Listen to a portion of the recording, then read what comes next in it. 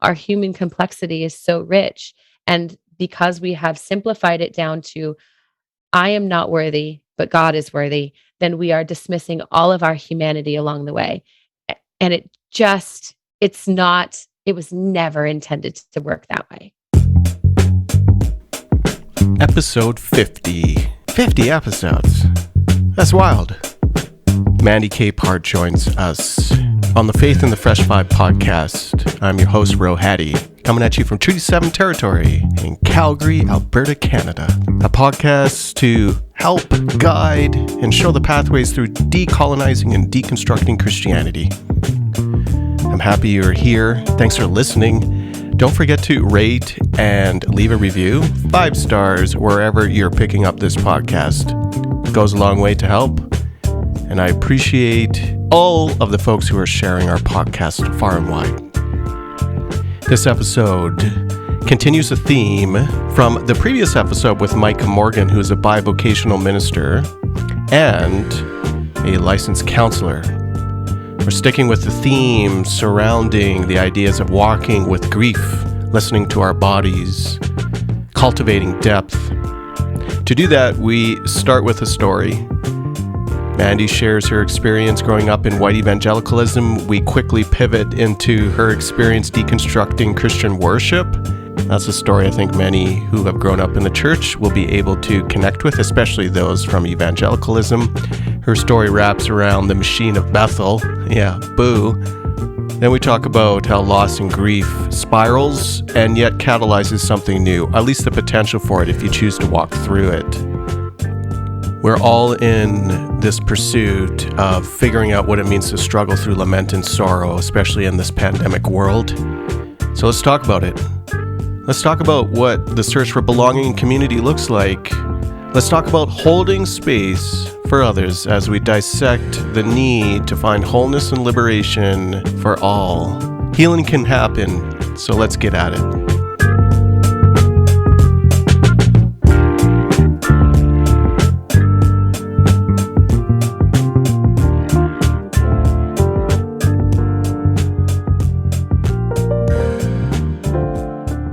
Every guest that I invite onto the show, I ask them to share the traditional lens from where they are currently situated on.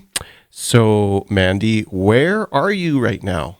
Yes. So I'm living in Southern Oregon, and there were over 30 different tribes that lived in this area and shared the land. So traditionally, it's Shasta land, but basically there's a conglomeration of the Confederated Tribes of the Grand Ronde, and it's beautiful around here. Often the only connection for Canadians who grew up in the 80s to Oregon is the Oregon Trail. Did you say Oregon? No, Oregon. It's the Oregon Trail, as we pronounce it here. Only playable on the 5.5-inch floppy disks. Correct. A lot of diseases out in Oregon, as according to the game. Y'all still only have what are they called? Wagons as transportation. Yeah, you're right. We only travel on those covered wagons. We lose wheels constantly, and dysentery is a very, very big problem for us around here. It's devastating. Just wish you could. I wish we could find a cure there, and someday maybe we'll do a camp. Send a kid to dysentery camp. No, I wonder if, that probably did exist. It might have. I digress. Totally digress. I'm sure that's beautiful land there. It must mimic, I don't think I've ever been, but it must mimic the Lower Mainland in Vancouver, all the green ocean. How far are you from the ocean? I think it takes us about 2 to 2.5 hours to get over. We have a mountain pass to cross, but other than that, you're right. The whole Northwest from Northern California up is pretty similar. Just changes temperature a little bit. 2.5. Well, that's kind of far. It is, but it's worth it. I miss the ocean. I used to live right on it. Where did you used to live? Up in Lake Stevens, right outside of Seattle. Okay. So ocean was easy access. Very cold. Is a place I have been. Mm-hmm. You know why I went to Seattle? I don't. Why did you go to Seattle? I wonder if I've shared this story someplace on. Suddenly, this is about me. This story on the podcast. I went to Seattle in 2007 because the church that I was interning at the time, and that's what you needed as part of completing your MDiv, was you needed to intern somewhere. And so they dropped me in this large-ish evangelical church, of course, but just outside of Calgary, so in a smaller town. Small town, yeah, or a city now. And they went out there because they wanted to attend a multi-site church planning conference put on by, guess, everyone put in their guesses, and locked in Mars Hill. Mark Driscoll and Mars Hill. Congratulations. And as the story goes, oh, thank you. We went to three of his services, 2 in person, 1 at a multi-site. We heard the same sermon 3 times. It was whatever. It was weird then. Obviously weird then. But the cool thing was, Seattle got to hang out downtown Seattle, but we also checked out other churches, and we wound up checking out, and this is the story I always tell, so everyone knows it, but Eugene Cho's church at that time, which now is in the old Mars Hill building, but he had this small little nondescript church, and they were arguing about the potluck. And it was just like, this is more my speed. Who's bringing baked beans? Don't say no one. That's much better. It was more like, why are you not bringing baked beans to our... I think there was like a problem, like not enough food or something. No. Like someone only bringing like the choice KFC and like... But it was a little odd. But it was like the juxtaposition between Quest and Mars Hill couldn't be like more distinct. Anyways. Yeah. I digress. But that whole culture that... Maybe not that Mars Hill embodied in terms of its rampant abuse, but the cultural aspects of how it embodied worship and was basically one of the beacons of contemporary evangelicalism at the time. Right. That is part of your story, is it not? Yeah, to a degree, it really is. I got very lucky in that I didn't know about Mars Hill, because I was very sheltered in my own way. When it came to anything to do with faith, I was very self-driven. And so if it's interested me, I was in. If someone else told me to be interested in it, I was out. And so it wasn't really till I got to Southern Oregon and into college that I decided this is the direction I'm going to go. And so my experience was all of these friends I had that were beautiful people telling me, oh, we should play this song. You should listen to this. I'm like, I didn't grow up on DC Talk. I grew up on AC/DC. I don't know what that song is. Yeah. So I was hearing things like, my husband at the time when we were just dating, I took him to a Derek Webb and Jars of Clay concert, and we had the best time. And I was like, how did I not know about these guys? They're beautiful. I love this music, their musicianship. They're brilliant artists. And he was just like, yeah, this is all we were allowed to listen to growing up. Like, oh, sorry about your luck. So all of our music references are very, very different. He's like, Stephen Curtis Chapman. I'm like, Steven Tyler. Sorry. Okay, that's like a good connection point, because it doesn't pigeonhole you into like nondescript evangelical land. Oh, not even close. Yeah. Yet the grips of worship, because you wound up going into worship, or you were, and by worship I'm of course using that in terms of music. Yes. But were you always connected into the music side, the worship side of things? Yeah, I served as a worship leader for 16 years. So when I got to college, I ended up connecting with Campus Crusade for Christ, which is, of course, the outreach ministry. What are they now? I think that's what it's still called. I haven't paid attention. I feel like they took the crusade out. They may have. Because, that would be smart. Crusades. Oh, Lord. Yeah, that's a good question. I think they might just be crew now. Yeah, I think they're just crew. But at the time, we were catalytic, so it was just a bunch of kids running this organization and trying to create community. And they were the friends I fell in with, which I loved them. They were wonderful, and a friend of mine and I really spearheaded so much of it. But I was a musician growing up, all my years in choir and meeting my friends. They were all guitar players and singers, and so that was what we did. So I was the quintessential, like, there's a drum circle with a bunch of guitars and a fire pit and kids singing worship songs at night in college. That was my experience for a lot of it, and it was fantastic. I cannot tell you, at the time it was like pinnacle, the bee's knees adulthood for me. Like those you made it. bonfires, I felt like, okay, I belong. I've found a tribe of people that can hold me close. But leading worship was interesting because, again, like, I didn't have a lot of knowledge of those songs, but I could read sheet music and I can blend in with people very easily. So we led worship, let's see, 1, 2, 3 different churches in college. And then we ended up at the church we're at now. And I'd been leading there for quite some time. I only stepped down a few years ago. So my whole adult life has been pretty enmeshed with Christian worship music and everything that goes along with it. You make it sound as though it was just adult life. Like, did you grow up in the church? I did and I didn't. So we were raised as Lutherans as kids. And when my parents separated, I think I was 9 or 10 when they separated. And by middle school, attending church was my choice. And so I ended up being more involved in soccer and school and other things. So I didn't go.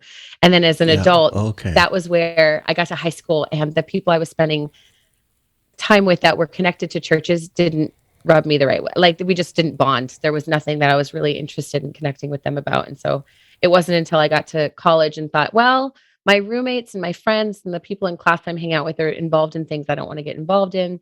This group of people seems to be just chill and not worried about getting stoned on the weekend. So, like, I'm good over here. And I had wonderful friends. But yeah, it wasn't until I became an adult that I decided, well, maybe my faith is super important to me, and let me ask some questions and get involved. So it became a social experiment for me at first, really building friendships and connections. And then, and then it grew from there. You found your people. I did. And ironically, none of us are attending church consistently right now. You still have those people? Oh, yes. They're our closest friends. Oh, cool. We, friends. There's a good handful of us. Yeah. One of them went off to be a pastor. He recently stepped down. And of course, as it happens in small groups of friends, most of us married each other as well, which is so funny.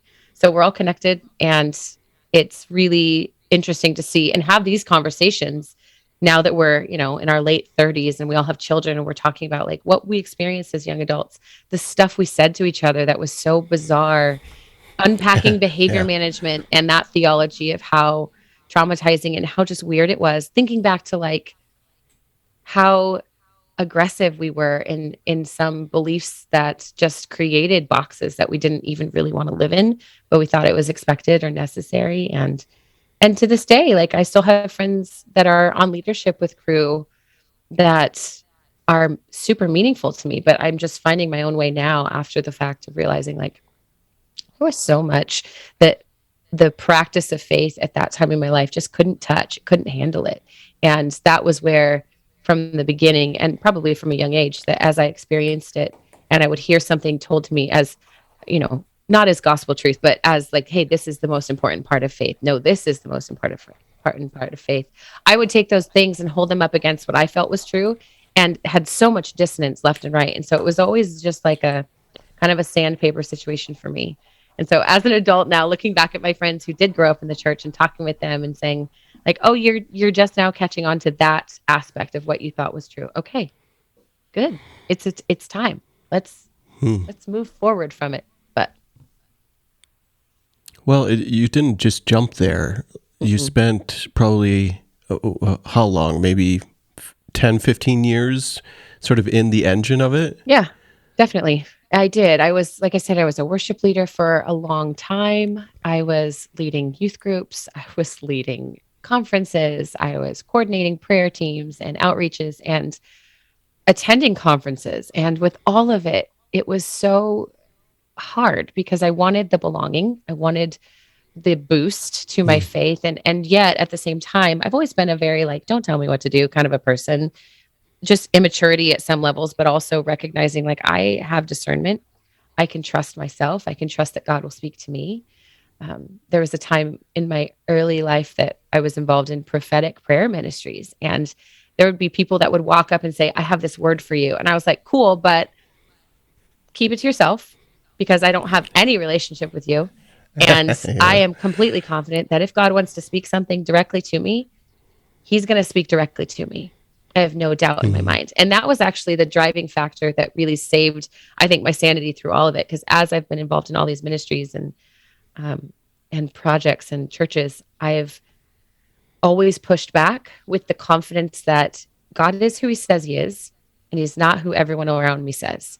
So that means I can trust my intuition because he says I can. That means I can trust the scriptures to be coherent. And if they're being used to abuse people, I can trust that that's not his heart. So it was just really interesting as I have navigated these waters for 20 years, recognizing all of the cognitive dissonance and finding a way to lovingly push back, but also keep my own sanity and like practice faith in a way that doesn't cause harm to other people, because I feel like that's a very underrated perspective, I guess.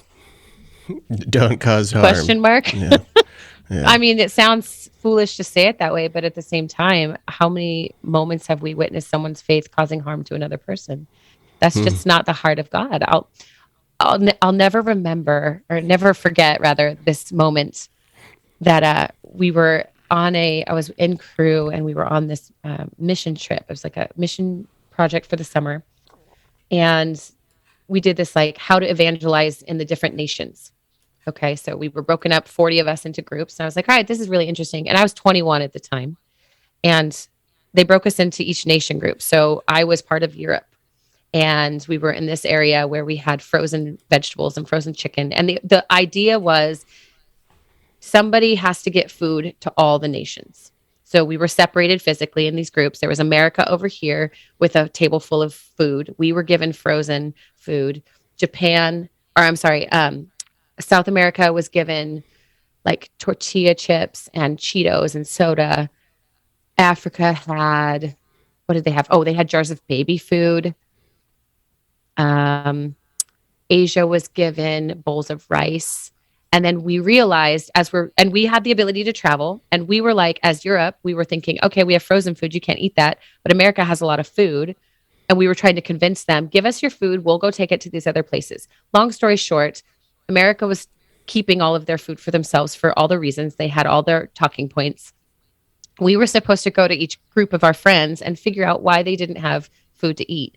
And it was all this picture of the church. And then we realized half of our friends are missing. And there was the unreached peoples. There was a group of people that had been stuck in the building we were at, hiding and just waiting. And it was all about trying to teach us that when you go to countries, you have to learn how they communicate and how they have food to eat and they have nourishment. Like in the bottom of the bowl of rice was fresh chicken. And we just had to dig through the rice to find the chicken. This seems like a really crazy story because it is. And I look back on it and I think I get what they were going for. I totally do. But the supremacy perspective of I have what is necessary for all of these people. And I am just the one that can show up and show them, hey, Africa, you're eating baby food. Your growth isn't, you need to do more than eat baby food. Presupposes that I know what's best for them.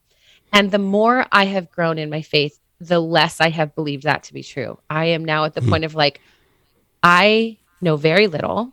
My certainty is out the window. Thank God, because all it did for me was create this idea that I'm going to show up and present as opposed to show up and be present and learn something from someone else. Because while I have experienced a lot in life and gone to many places, I have such a very small window that I am looking through. And so anyway, I guess I don't even know if I answered your question, but it was this crazy.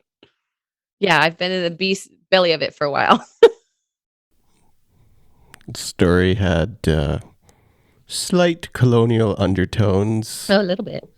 just like a slight flurry. You also, I had to bring this up because it's always hilarious to me. Hilarious in like only to me kind of way. And I did the worship thing too, not in my adult years as much though. Having basically the church that took me to Seattle was the last evangelical church I was a part of. Mhm. And so one of the things as I was processing my own faith was a pretty harsh reaction from contemporary worship or music in contemporary Christianity, usually evangelicalism, and not really processing how that would be taken by other people. And so I remember lots of times folks coming through my first church plant and like we're just talking and what things look like, and I'd always just rag on music, like we don't do that Michael W. Smith trash, or what was that's so old. Who is the next guy who's just as you will never hear Matt Chris Redman, Tomlin Chris in Tomlin, this. yeah. Yeah, it's like that's just like that's not our jam, like but pretty harsh about it. Anyways, I've somewhat repented of that. But it's just kind of funny to me of when you're caught up in the engine, which used to be like a Vineyard Hillsong thing, and then Vineyard's like, oh, it's a little too commercial, which they did on purpose. Kudos to them. But then they were just replaced by Bethel. Right. And so now it's like a Bethel Hillsong dominating CCLI. Yeah. And it's boring, and everyone sings it. And if you like it, that's okay. There's no shortage of options for you to go find a church that's singing the same damn songs week in and week out, the same stuff. And on top of that, this is an aside, every time you sing it and report to CCLI, someone's getting licensing money. So all these weird and abusive churches are getting paid because you sing. Yeah. Anyways, I digress. You are alumnus? An alumni? Yeah. Of Bethel something. I don't know what the school is. You went to one of them? Yeah, I was a Bethel School of Worship student. Yeah. Tell us everything but nothing, though. Everything but nothing. Be meaningless, but talk a lot. Got it. I'm good at that. So I went for 2 weeks. It was a very short school of worship, which I appreciated because I had a daughter, have a little daughter at the time. She was young. And so I left my family to go do this for 2 weeks in 2018, I think. And okay. At the time, had been leading really consistently. And I've always, like I said, been a musician and love vocals. I love singing and creating music and bringing meaning to people through the words as well. And so for me, it was my opportunity to go and learn how to be more effective as a leader on a musical stage, but also how to be more intentional in how I was writing both music and the lyrics. Yeah. And so I took a lot of those classes. Yeah. And it was fascinating to me. I really appreciated so much that I learned there. And actually I made a couple friends that I still talk to this day. But where I landed when I was done was recognizing that I don't think I'm supposed to be a worship leader anymore. And it was really guttural for me, just this idea of what does it mean to step down for me? And what have I attached my life to that says, like, why can't I let this go? Why am I not wanting to step back when I know that I'm struggling? I've always been the person that pushes back on a lot of song choices just because I'm like, we're shouting joyfulness at people who are brokenhearted. Like, I'm watching people crying and you're shouting, we've got the joy, we've got the joy. Like, where's the dissonance? Again, there's so much dissonance and no one's paying any attention to it or yelling at me when I talk about it. So leaving my family to go down to Bethel was actually a really special experience because I hadn't lived alone since ever. So I lived alone for 2 weeks and actually spent more time getting to know my own heart and where my faith was headed than I did anything to do with music. It was all about what does it look like to lead myself well? now and going forward before I try to lead anyone else in any perspective, in the house, from a stage, in a church. So I came back from Bethel and I actually stepped down from everything. I think it took me like 6 to 8 months to do it, but I did, because it was after my mom had died in 2016. And I realized this is me, grieving everything that I care about. I've lost family, I've lost friends. I'm giving up this connection to music, which as an adult, we don't always have a lot of opportunities to practice those things anyway.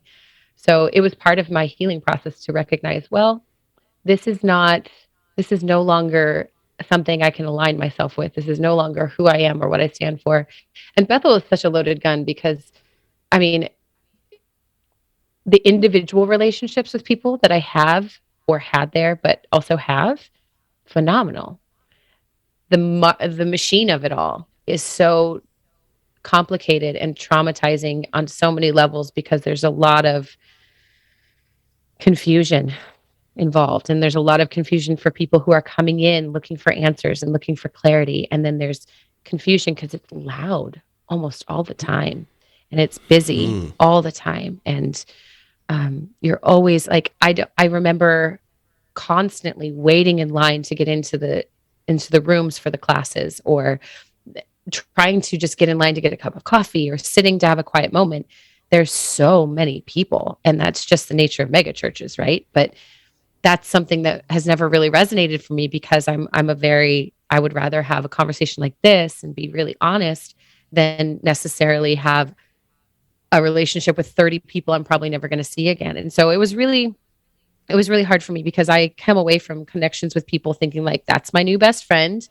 We're going to write letters and talk and be consistent. Like for me, that's really what Jesus called us into, is build connection, get to know people, be vulnerable, go deep, not connect in this grand scheme. And so I came away from it thinking like, I can respect a lot of what happens there. I really struggle with a lot of it. And yet they're in the land of capitalism. So they're doing what we're all doing. It's just happening in such a emotionally charged and easily manipulated way that, it's a hard one for me to talk about, especially because a few years ago, I don't remember exactly who started the whole thing, but there was a YouTube series or somebody came out and said, this is what happened when I was a student there. And like lifelong 4 years, it's kind of a student thing. And it was so painful because you're hearing people that you respect and appreciate, or that you're friends with, being maligned or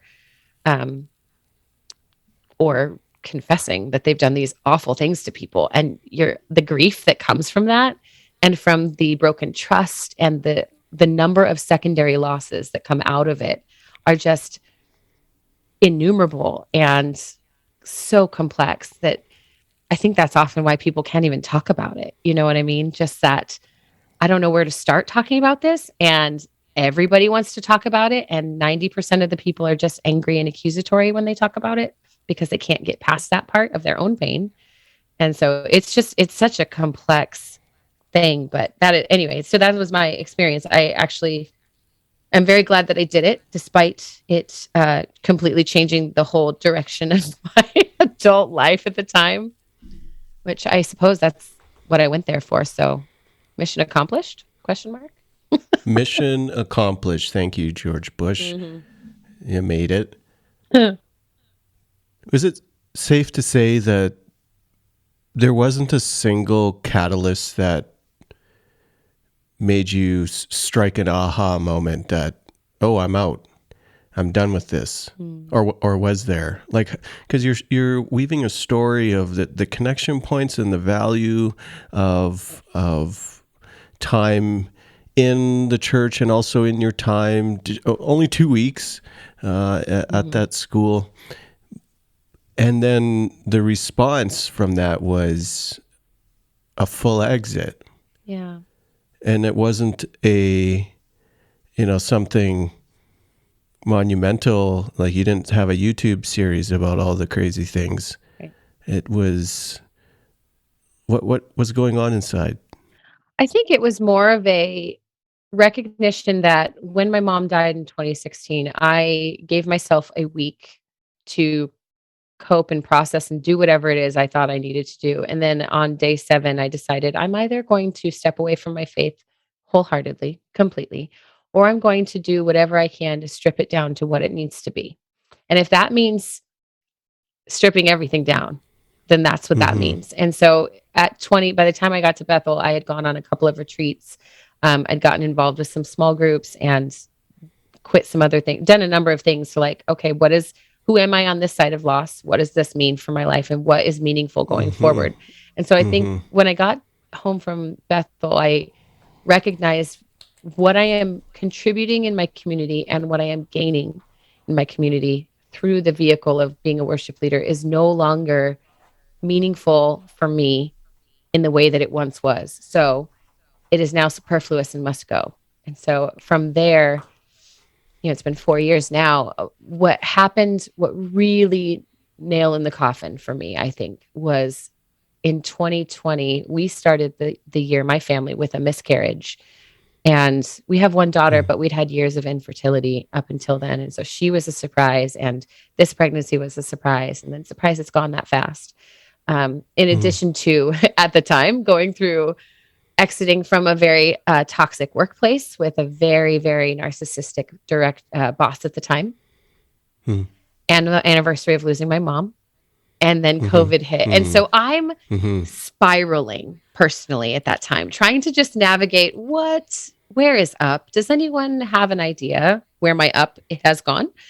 And when the shutdown occurred and George Floyd was killed shortly thereafter, I broke in a way that I hadn't in a very long time, in the sense of like I said, I'm not good at necessarily being told what to do, but I am very mindful about justice and protecting those who are unable to care for themselves, or being a voice or lending my platform, whatever that looks like, to people who deserve an opportunity to be heard. And in the environment where I'm in, there's not a lot of diversity. There's not a lot of opportunities for those kinds of conversations to happen. And what I recognized was so much of the church, global church now, right, entrenched itself in this act of self-protection, making sure their certainty and security and safety was in place, that their tribe was protected, that they were covered, and that their principles were sound,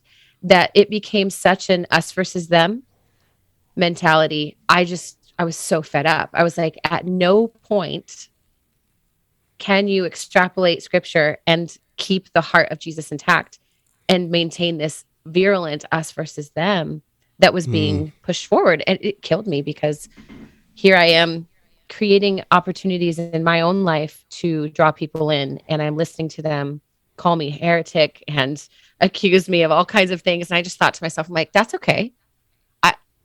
I'm okay with that label, because it doesn't actually stick. Like that's meaningless to me. It might mean something to you, but what it means to you is none of my business. So it was interesting as the year progressed, and I would get so just pissed off and grieving and angry. My husband kept reminding me to go back to spiral dynamics theory.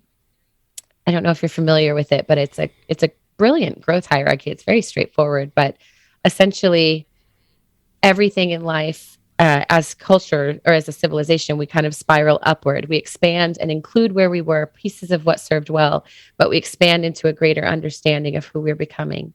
And Phil Drysdale is a teacher I think he's in Europe somewhere, that has a whole series unpacking the concept. It's not a new concept, but the idea that organized religion really lives in this level of the spiral that is very inwardly, like, group focused and obsessed with safety, security, and certainty. Remembering that reminded me that I've been removed from that mentality for most of my adult life.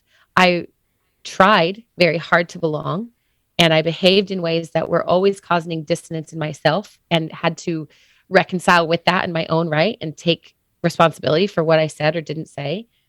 But the idea that the church is just doing what the church knows to do to survive gave me full permission to step away and say, I can love the church really well from a distance. I can be involved in relationships that are helpful to the people around us and not causing harm. And I can lovingly call out harm from the inside because I'm still a part of my pastors are some of the most beautiful people I've ever met. And they are the reason why I'm still connected, because I see so much of what I've been chasing for decades in their heart, in the way that they lead and their community. And they're my connection back to it still. And so it's been really just, you're right. It's not one thing. It's been the avalanche of things that finally caught up with me to say, like, do you need to belong, or can you create a place of belonging?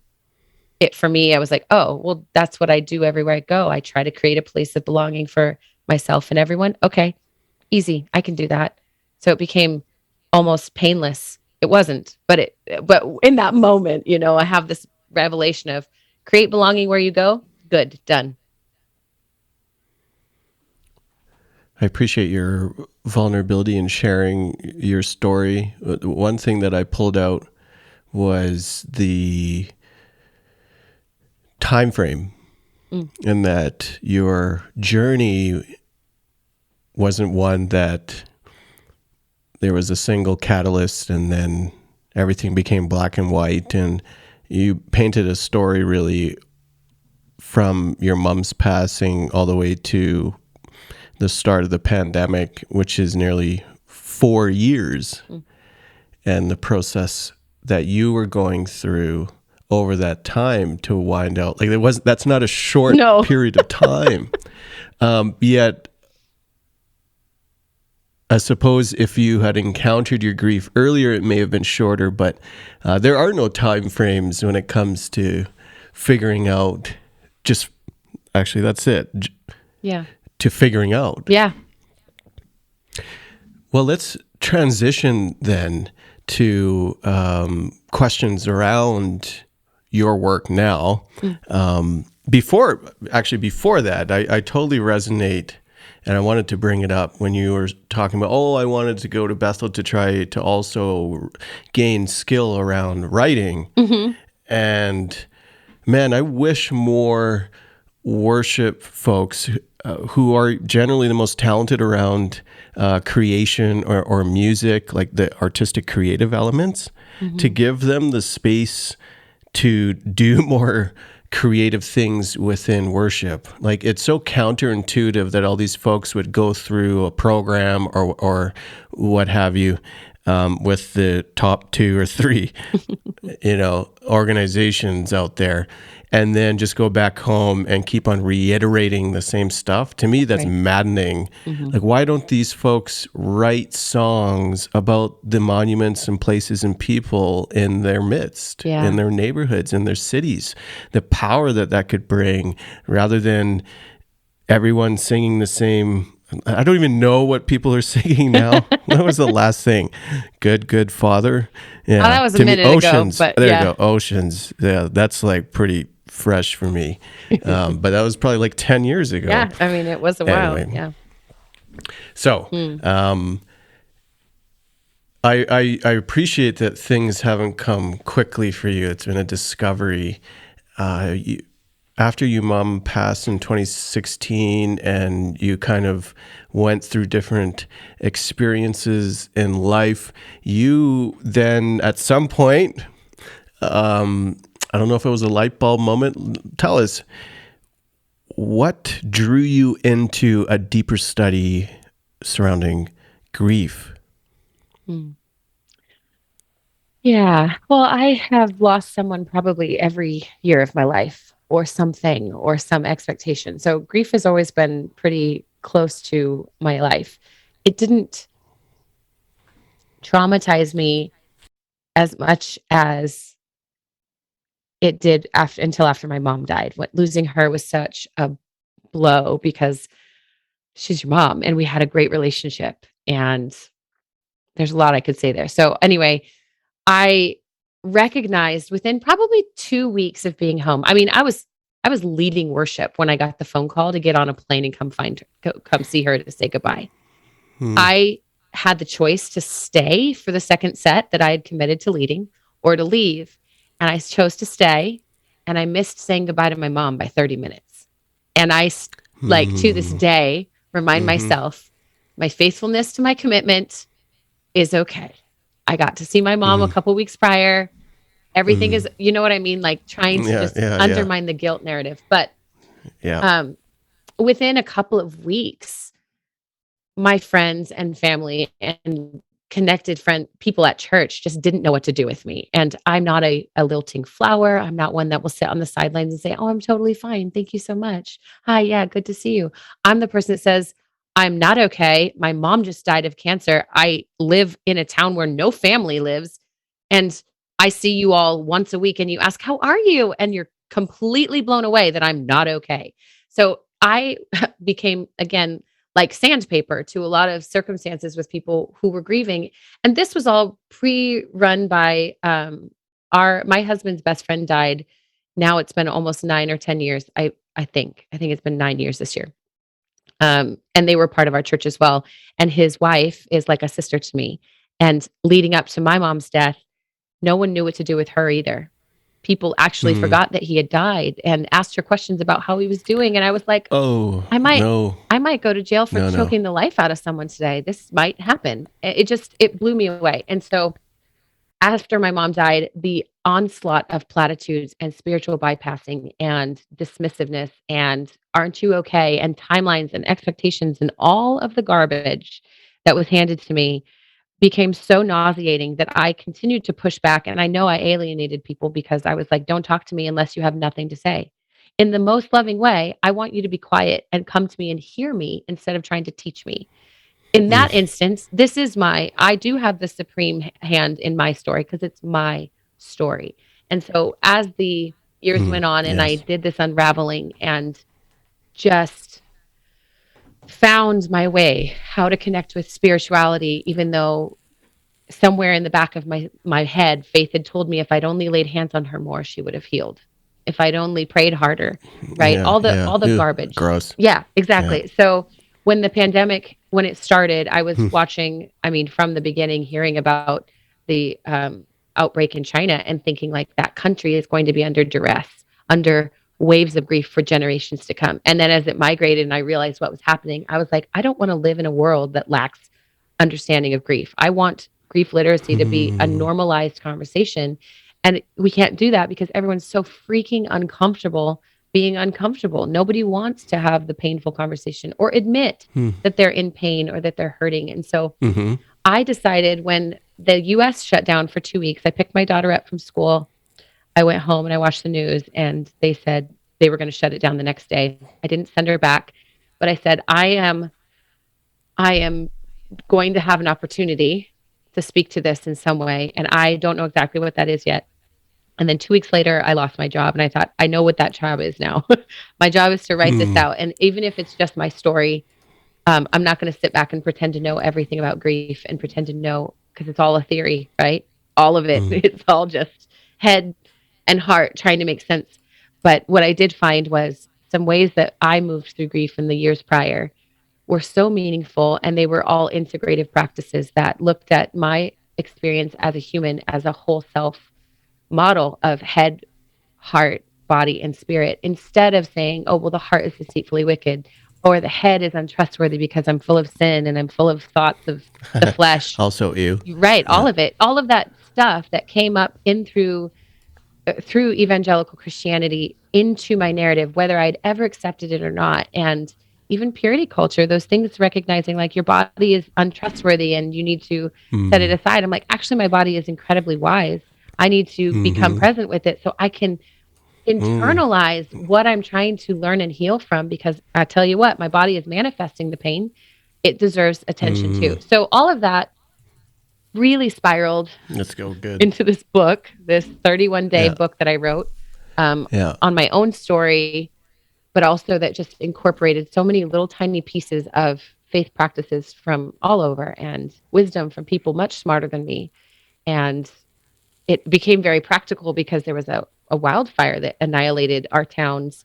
There's 4 towns near us that are just 5 minutes away along the freeway, and 2.5 of them burned because of this wildfire in September of 2020. And so here I am turning around and realizing I'm still in the middle of writing this book, but now my friends and neighbors have lost their homes and they are unhoused, and there's already a housing crisis here. And what can I offer besides silence and space and money for whatever like, what can I offer? And I recognized, I'm like, I can invite people in to a small group and we could try to do this practically, because if I know anything, it's how to hold space for people. I can do that.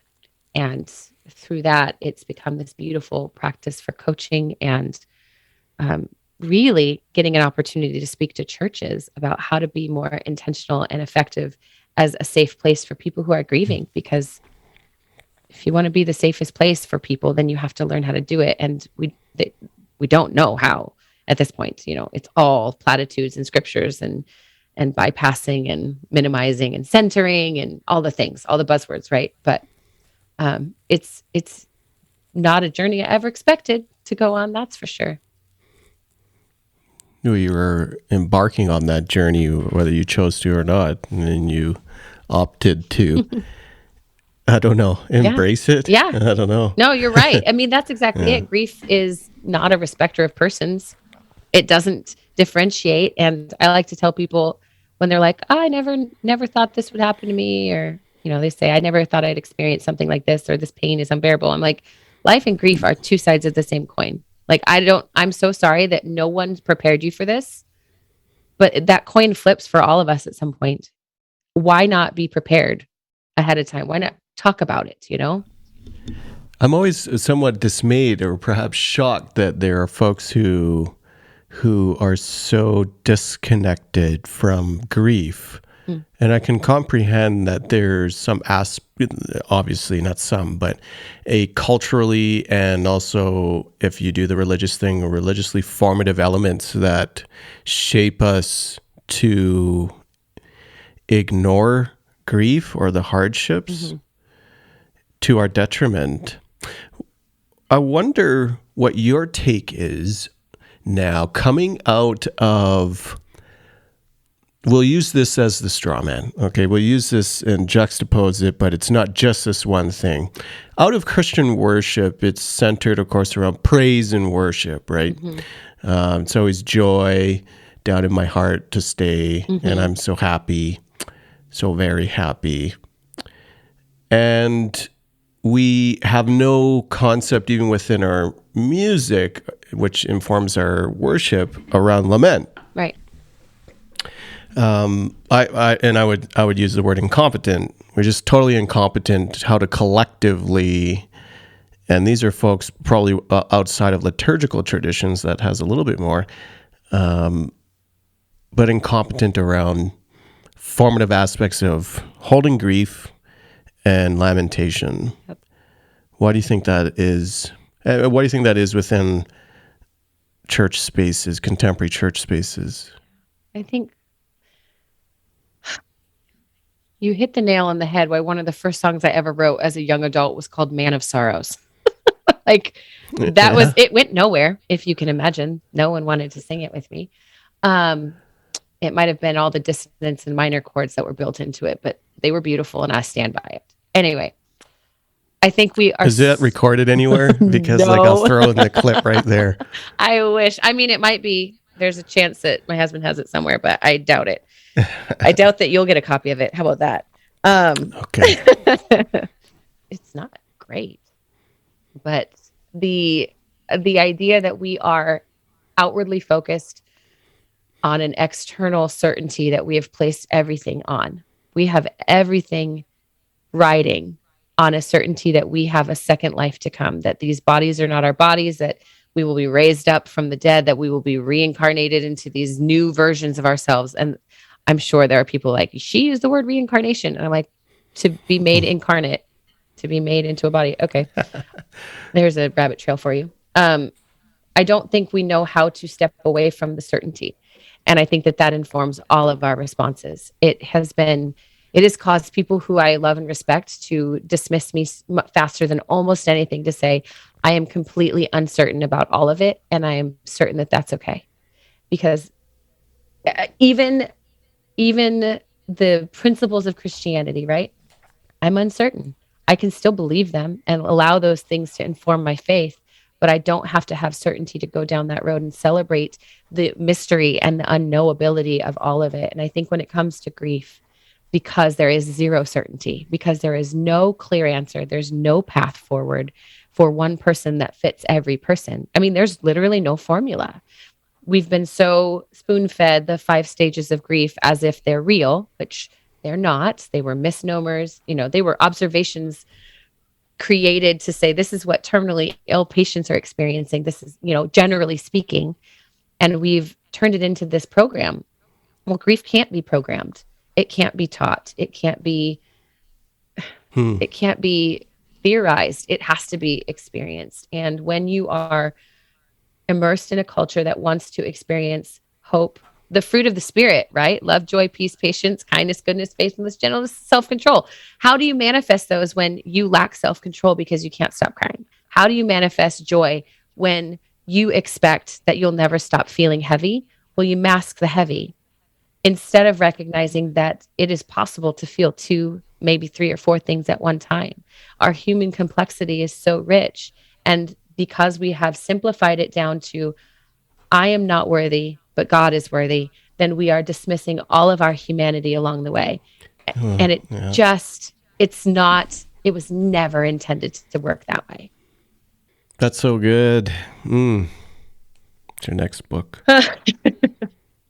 Yeah, I like your piece on certainty there, and that certainty, or the pursuit of certainty, produces a level of fabrication of what wholeness looks like. Oh, yeah. It needs that because it shies away from truth, maybe. It shies away from the human experience, so... Yeah, I mean, I think I can best describe what that looks like in people who say, when will I be healed?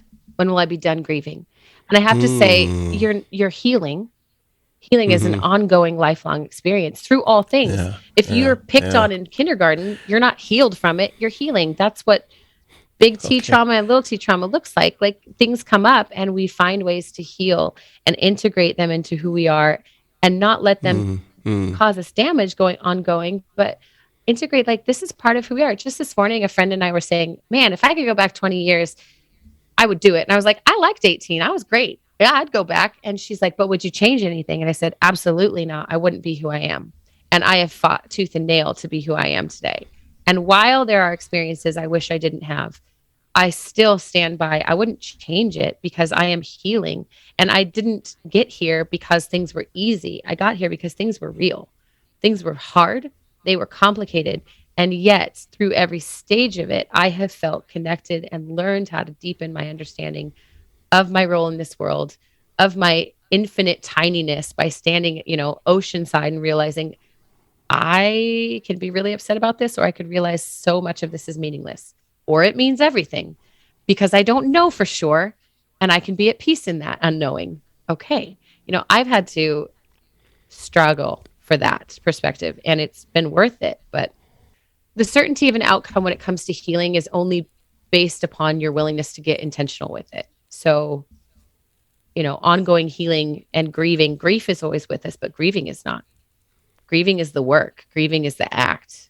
Grief is something we encounter, but I'm not always overcome by grief. Sometimes I'm just aware of it. Sometimes I'm very overcome by it and I'm actively grieving. And I think that, distinguishing the two and just, again, learning what grief is, what it isn't, validating our disenfranchised grief, recognizing our ambiguous grief when somebody, like, we get a prognosis and then we start grieving before they're gone. That's ambiguous grief that we put aside all the time. And anyway, I'm going down a rabbit trail of epic proportions right now, so I'll stop.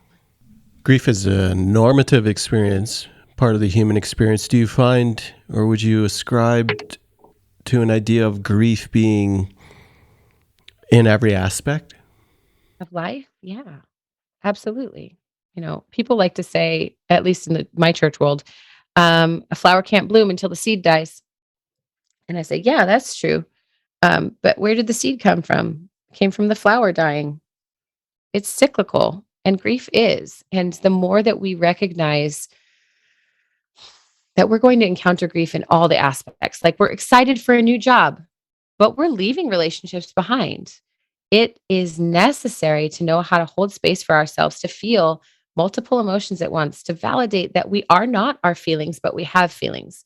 We can experience great sorrow and not be defined by it, but allow it to inform who we are becoming and where we're headed.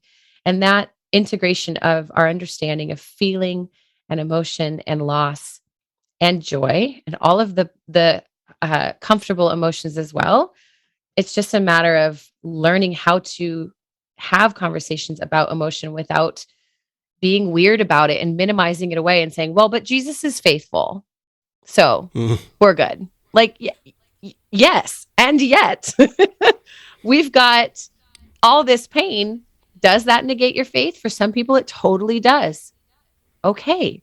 In my instance, it didn't. It didn't invalidate my faith. It actually helps me reconcile the humanity of the man of Jesus. And it helped me reconcile the bigness of my lack of understanding. Yeah. I mean, it always goes back to certainty for me because I'm like, no, that's good. Oh, no, that's good. That those things drew you into a greater depth of not merely understanding and knowledge, but it was an understanding of the humanity of connecting with Jesus in that way, being drawn deeper into this story. I'll have to sit with your notion of I wouldn't change anything. I'll have to sit with that. I don't know if I'm there. I don't think I like that, but okay. I have to sit on it. It's a good one. You can be as uncomfortable with that for as long as you need to, because I really was too, to be honest. Like I haven't lived a charmed life. It'd be really easy to be like, yeah, everything was great. Everything was easy. Well, but that's the thing, right? Like yeah. I think I wrote about this briefly, but I am jealous. Perhaps jealousy is not the right word, but I am jealous of those folks who never had a hard time for whatever reason. Sure. Because in some way and sense, it's like that is a sense of liberation that everyone should have been able to experience. And so a notion that I wouldn't change anything. Yeah, no, actually, I wouldn't mind fewer systemic impediments. I guess I couldn't change some of those pieces, right? Right. But like, because the world ought to be better. Right. And too bad it ain't. I think I relate to you so much in that regard, because I think of the global things like we've talked about before. Why can't I make an impact right now to shift all of it? Why is everything so hard for so many people? And why is it so complicated to explain that there should be equal access to fresh water or food distribution systems that are actually meaningful for people? Why do people live in food deserts when we're in America and there's transportation 1,000 minutes, trucks everywhere all the time? It's the same thing with me for grief when it comes down to how can I impact and encourage a group of people. I can't do it well on a grand scale, because everyone who is set on misunderstanding me will always misunderstand me. They're going to look for one thing I say to disqualify.